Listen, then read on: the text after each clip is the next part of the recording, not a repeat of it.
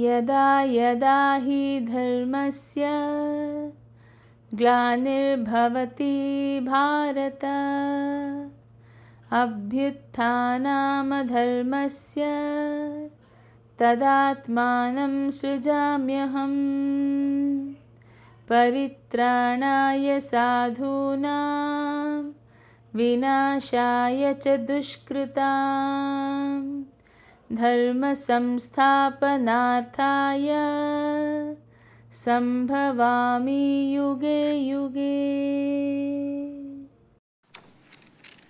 ಭಗವದ್ಗೀತೆಯ ಮುಂದುವರಿದ ಭಾಗ. ಅರ್ಜುನ, ನೀನು ಮನಸ್ಸನ್ನು ಮತ್ತು ಹೊರನೋಟ ಎರಡನ್ನು ಶುದ್ಧವಾಗಿಟ್ಟುಕೊಂಡು ಯುದ್ಧ ಮಾಡು. ನೀನು ಕರ್ಮವನ್ನು ನಿನಗಾಗಿ ಮಾಡುತ್ತಿಲ್ಲ. ನಾವು ಯಾವುದೇ ಕರ್ಮ ಮಾಡಲಿ ಅದನ್ನು ನಾನು ಮಾಡುತ್ತಿಲ್ಲ, ಭಗವಂತನು ನನ್ನ ಮೂಲಕ ಮಾಡಿಸುತ್ತಿದ್ದಾನೆ ಎಂದು ಭಾವಿಸು. ಇದರಿಂದ ಭಗವಂತನಿಗೆ ಸಂತೋಷವಾಗಿ ನೀನು ಕೇಳುವ ಮುಂಚೆಯೇ ದಯಪಾಲಿಸುತ್ತಾನೆ. ಧರ್ಮಯುದ್ಧ ನೀನು ಮಾಡುತ್ತಿರುವುದು ನಿನಗೆ ಎದುರು ಪಕ್ಷದವರ ಮೇಲೆ ದ್ವೇಷದಿಂದ ನೀನು ಮಾಡುತ್ತಿಲ್ಲ. ದೇಶ ಸೇವೆ ಜನಾರ್ದನನ ಸೇವೆ ಎಂದು ಭಾವಿಸು. ಆಗ ಯಾವ ಕಳಂಕವೂ ನಿನಗೆ ತಟ್ಟುವುದಿಲ್ಲ. ಇವನು ಮಧ್ಯಮ. ಬೆಟ್ಟದಷ್ಟು ಆಸೆಯನ್ನು ಮನಸ್ಸಿನಲ್ಲಿ ತುಂಬಿಕೊಂಡಿದ್ದಾಗ ಅದನ್ನು ಸುಲಭವಾಗಿ ಮನಸ್ಸು ಬಿಟ್ಟು ಕೊಡುವುದಿಲ್ಲ. ಅದರ ಬದಲು ಸಾತ್ವಿಕ ಬಯಕೆಯನ್ನು ತುಂಬಿಕೊಂಡು ಧರ್ಮದಿಂದ ನಡೆಯಲಿ. ಅವನು ಸರ್ವಶ್ರೇಷ್ಠನಾಗಿ ಕಂಡುಬರುತ್ತಾನೆ. ಅಧರ್ಮದ ಹಾದಿ ಹಿಡಿದು ಮನಸ್ಸಿನಲ್ಲಿ ಮಂಡಿಗೆ ತಿನ್ನುವವನು ಅಧಮ. ಅದನ್ನು ಯಾರಿಗೂ ತಿಳಿಯದೆ ಮನಸ್ಸಿನ ಮೂಲೆಯಲ್ಲಿಟ್ಟುಕೊಂಡು ಮೆಲುಕು ಹಾಕುವವನು ಅಧಮಾಧಮ. ಅರ್ಜುನ, ಯಾರು ಇಂದ್ರಿಯಗಳನ್ನು ಹತೋಟಿಯಲ್ಲಿಟ್ಟುಕೊಂಡರೂ ಕರ್ಮೇಂದ್ರಿಯ ಮೂಲಕ ಕರ್ಮವನ್ನು ಅನಾಸಕ್ತಿಯಿಂದ ಮಾಡುವನು ಅವನು ಅತಿಶಯ. ಇವನು ಕರ್ಮೇಂದ್ರಿಯ ಮೂಲಕ ಅವಶ್ಯವಾದ ಕರ್ಮವನ್ನು ಮಾಡುತ್ತಾನೆ. ಫಲಾಫಲಗಳನ್ನು ನಿರೀಕ್ಷಿಸುವುದಿಲ್ಲ. ಮನಸ್ಸು ಚಂಚಲವಾಗದೆ ನಿಶ್ಚಲ ಭಾವದಿಂದ ನೆಮ್ಮದಿಯಾಗಿರುತ್ತಾನೆ. ಪಾಪ ಕರ್ಮವೇ ಆಗಲಿ ಅಥವಾ ಪುಣ್ಯ ಕರ್ಮವೇ ಆಗಲಿ ಅದು ನಮ್ಮನ್ನು ಬಂಧಿಸುವುದು. ಅದರ ಬದಲು ಯೋಗವನ್ನು ಮುಂದೆ ಇಟ್ಟುಕೊಂಡು ಮಾಡಿದಾಗ ಅದು ಬಂಧನವಾಗುವುದಿಲ್ಲ. ನೀನು ನಿಯಮಿತ ಕರ್ಮವನ್ನು ಮಾಡು ಎಂದು ಅರ್ಜುನನಿಗೆ ಕೃಷ್ಣ ತಿಳಿಸುತ್ತಾನೆ. 2 ರೀತಿಯ ಕರ್ಮವನ್ನು ಮಾಡಬಹುದಾಗಿದೆ. ಯಜ್ಞ ಯಾಗಾದಿಗಳನ್ನು ನಮ್ಮ ಬಯಕೆಗೆ ಅನುಗುಣವಾಗಿ ಇಷ್ಟ ದೇವರಲ್ಲಿ ಬೇಡಿಕೊಂಡು ಮಾಡುವ ಯಜ್ಞ. ಇದು ಮಾಡಲೇಬೇಕಾದ ಕಾರ್ಯವಲ್ಲ. ತಮ್ಮ ಬಯಕೆಗಳನ್ನು ಈಡೇರಿಸಿಕೊಳ್ಳಲು ವರವನ್ನು ಬೇಡುವ ಕರ್ಮ. ನಿಯಮಿತ ಕರ್ಮ ಪ್ರತಿಯೊಬ್ಬರೂ ಕಡ್ಡಾಯವಾಗಿ ಮಾಡಲೇಬೇಕಾದ ಕರ್ಮ. ಜಾತಿ ವರ್ಣ ಭೇದವಿಲ್ಲದೆ ಮಾಡುವಂತಹುದು. ಸಮಾಜಕ್ಕೆ ನಾವು ನೀಡುವ ಕೃತಜ್ಞತೆ. ಜಗತ್ತಿಗೆ ಬಂದ ನಾವು ಅದರ ಮೂಲಕ ಪ್ರತಿಯೊಂದು ನಾವು ಬಳಸಿಕೊಂಡಿರುತ್ತೇವೆ. ಅದನ್ನು ಪ್ರೀತಿಯಿಂದ ಮೊದಲು ಭಗವಂತನಿಗೆ ಅರ್ಪಿಸಬೇಕು. ಪ್ರತಿಯೊಬ್ಬರಲ್ಲೂ ತಮಸ್ಸು ರಜಸ್ಸು ಮತ್ತು ಸಾತ್ವಿಕ ಗುಣಗಳನ್ನು ಹೊಂದಿರುತ್ತೇವೆ. ಈ ಗುಣ ಹೆಚ್ಚು ಕಡಿಮೆ ಇರುತ್ತದೆ. ಕೆಲವರಲ್ಲಿ ತಾಮಸ ಗುಣ ಹೆಚ್ಚಾಗಿರಬಹುದು, ಮತ್ತೆ ಕೆಲವರಲ್ಲಿ ರಜೋಗುಣ ಹೆಚ್ಚಾಗಿರುವುದು, ಮತ್ತೆ ಕೆಲವರಲ್ಲಿ ಸಾತ್ವಿಕ ಗುಣ ಹೆಚ್ಚಾಗಿರಬಹುದು. ನೀನು ಅದರ ಅಧೀನ. ತಾಮಸ ಗುಣದವನು ಮಾಡಬೇಕಾದ ಕೆಲಸವನ್ನು ಮಾಡದೆ ತನಗೆ ಯೋಗ್ಯವಲ್ಲದ ಕೆಲಸಕ್ಕೆ ಕೈಹಾಕಿ ಅದನ್ನು ಪ್ರಯೋಜನಕ್ಕೆ ಬಾರದಂತೆ ಮಾಡುತ್ತಾನೆ. ಕಾಲಹರಣ ಮಾಡುವ ಸಲುವಾಗಿ ಆಯ್ಕೆ ಮಾಡಿಕೊಂಡಿರುವ ಕರ್ಮ. ರಜೋಗುಣವುಳ್ಳವನು ಸುಮ್ಮನೆ ಕೂಡುವುದಿಲ್ಲ. ಯಾವುದಾದರೊಂದು ಕೆಲಸವನ್ನು ಹುಡುಕಿಕೊಂಡು ಮಾಡುವನು. ತಾನು ಮಾಡುವ ಕಾರ್ಯಕ್ಕೆ ಲಾಭದ ಕಡೆಯೂ ಲೆಕ್ಕಾಚಾರ ಮಾಡುವನು. ಕಷ್ಟಪಡುವುದಕ್ಕೂ ಸಿದ್ಧ. ಕೆಲವೊಮ್ಮೆ ಬೇಸರ ಪಡುವುದುಂಟು. ಸತ್ವಗುಣ ಎಲ್ಲ ಥರದಲ್ಲೂ ಉತ್ತಮ ಗುಣವಾಗಿದೆ. ದಯಾಳು ಆದ ಇವನು ಬೇರೆಯವರ ಕಷ್ಟಕ್ಕೆ ಮರುಗಿ ತನ್ನ ಕೈಲಾದ ಸಹಾಯವನ್ನು ಮಾಡುತ್ತಾನೆ. ಭಗವಂತನ ಮೇಲೆ ಭಕ್ತಿ ಪ್ರೀತಿ ಇರುವ ಇವನು ಪಾಪದ ಕೆಲಸಕ್ಕೆ ಕೈಹಾಕುವುದಿಲ್ಲ. ಮಾಡಬೇಕಾದ ಕರ್ತವ್ಯವನ್ನು ದೇವರ ಪೂಜೆ ಎಂದು ಭಾವಿಸುತ್ತಾನೆ. ಅದೇ ಅವನ ಕರ್ಮವಾಗುತ್ತದೆ. ರಜೋಗುಣ ಸ್ವಾರ್ಥದ ಆಸೆಗೆ ಕರ್ಮ ಮಾಡಿದರೆ ಇವನು ನಿಸ್ವಾರ್ಥದಿಂದ ಕೆಲಸ ಮಾಡುತ್ತಾನೆ. ಇದರಿಂದ ಮನಸ್ಸು ಶಾಂತವಾಗಿರುತ್ತದೆ. ಕೆಲವರು ಕರ್ಮ ಮಾಡುವವರಾದರೂ ಅಂತರಂಗದಲ್ಲಿ ಭಕ್ತಿಗಿಂತ ಬಾಹ್ಯದಲ್ಲಿ ಹೆಚ್ಚು ಗಮನ ಕೊಡುತ್ತಾರೆ. ಮೇಲು ನೋಟಕ್ಕೆ ದೇವರ ಸ್ಮರಣೆ ಮಾಡುವವನಾದರೂ ಅಂತರಂಗದಲ್ಲಿ ಅಶುದ್ಧ ಆಗಿರುವುದು, ಮನಸ್ಸಿನಲ್ಲಿ ಬೇರೊಂದು ಆಸೆ ಇಟ್ಟುಕೊಂಡು ತಾನಮ್ಮ ಪರಮಭಕ್ತ ಎಂದು ತೋರ್ಪಡಿಕೆ ಹೆಚ್ಚಾಗಿರುತ್ತದೆ. ಇಂಥವರನ್ನು ಮೂಢಾತ್ಮ ಅಥವಾ ಮಿಥ್ಯಾಚಾರಿ ಎಂದು ಕೃಷ್ಣ ಕರೆಯುವನು. ಮನಸ್ಸಿನ ಒಂದು ಮೇಲ್ನೋಟಕ್ಕೆ ಒಂದು ರೀತಿ ನಟಿಸುವ ಇವರು ಮನಸ್ಸು ಮಾಡಿದ ಕೆಟ್ಟ ಆಲೋಚನೆಯೂ ಪಾಪವಾಗುತ್ತದೆ.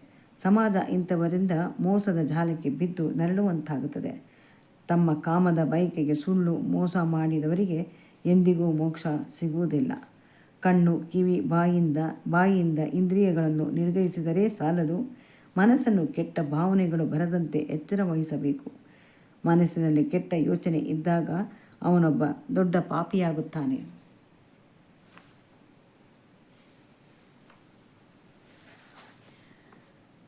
ನಾವು ಎಷ್ಟೋ ಜನ್ಮದಲ್ಲಿ ಮಾಡಿರುವ ಕರ್ಮಶೇಷಗಳು ಸಂಗ್ರಹಿಸಿಕೊಂಡು ಬಂದಿರುತ್ತೇವೆ.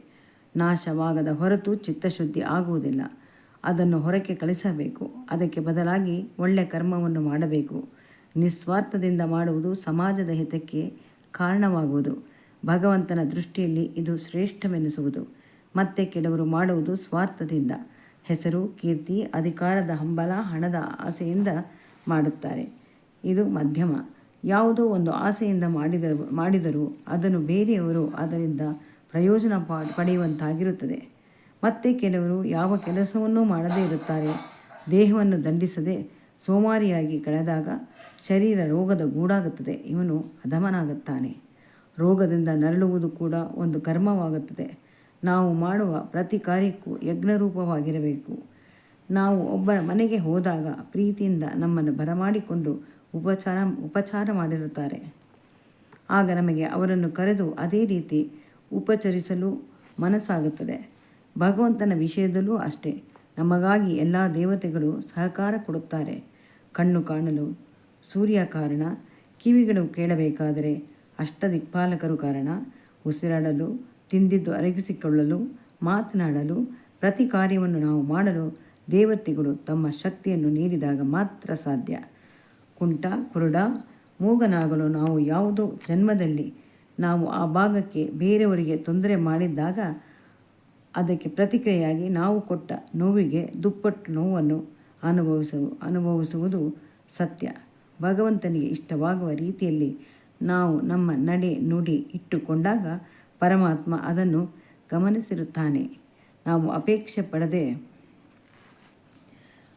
ಪಡದೆ ಹೋದರೂ ನಮಗೆ ಬೇಕಾದ ಸಕಲ ಭಾಗ್ಯವನ್ನು ಕರುಣಿಸುತ್ತಾನೆ. ನಮ್ಮ ಬೆನ್ನ ಹಿಂದೆ ಸದಾ ಕಾವಲಾಗಿ ಇದ್ದು ಯಾವ ರೀತಿ ಅನಾನುಕೂಲವೂ ಆಗದಂತೆ ರಕ್ಷಿಸುತ್ತಾನೆ. ಪ್ರತಿಯೊಬ್ಬ ಜೀವಿಗೂ ಆಹಾರ, ವಿದ್ಯೆ ಮತ್ತು ಆರೋಗ್ಯ ಅವಶ್ಯಕ. ಯಾವುದೇ ರೀತಿಯ ಸಹಾಯವನ್ನು ಭಗವಂತನಿಗೆ ಅರ್ಪಿಸುತ್ತಿದ್ದೇನೆ ಎನ್ನುವ ಭಾವನೆಯಿಂದ ಅಗತ್ಯ ಇರುವವರಿಗೆ ಸಮರ್ಪಿಸಿದಾಗ ಅದು ದೇವರಿಗೆ ತಲುಪುತ್ತದೆ. ನಾವು ಸರಿಯಾದ ಕಾಲದಲ್ಲಿ ಸರಿಯಾದ ವ್ಯಕ್ತಿಗೆ ಜಾತಿ, ಧರ್ಮ, ಕುಲ, ದೇಶ ಗಮನಿಸದೆ ಅರ್ಹರಾದ ವ್ಯಕ್ತಿಯನ್ನು ಗುರುತಿಸಿ ಸಹಾಯ ಮಾಡುವುದು ಅತ್ಯುತ್ತಮ ಸೇವೆಯಾಗುತ್ತದೆ. ನಾವು ಮಾಡುವ ಉತ್ತಮ ಕಾರ್ಯ ಯಾವತ್ತಿಗೂ ವ್ಯರ್ಥವಲ್ಲ. ಬೀಜ ನೆಟ್ಟು ಅದು ಬೆಳೆದು ಉತ್ತಮ ಫಲ ಕೊಡುವಂತೆ ಭಗವಂತ ಅದನ್ನು ಬೇರೆ ರೂಪದಲ್ಲಿ ನಮಗೆ ಸಿಗುವಂತೆ ಮಾಡುತ್ತಾನೆ. ನಾವು ಹಣ, ವಸ್ತು, ಆಹಾರ ದಾನ ಮಾಡುವುದು ಮಾತ್ರ ಯಜ್ಞವಲ್ಲ. ನಾವು ಮಾಡುವ ಸಣ್ಣ ಸಹಾಯ ಸಹ ಯಜ್ಞವಾಗುತ್ತದೆ. ನಮ್ಮ ಯೋಗ್ಯತೆಗೆ ತಕ್ಕ ಹಾಗೆ ಪ್ರತಿಫಲ ಸಿಗುತ್ತದೆ.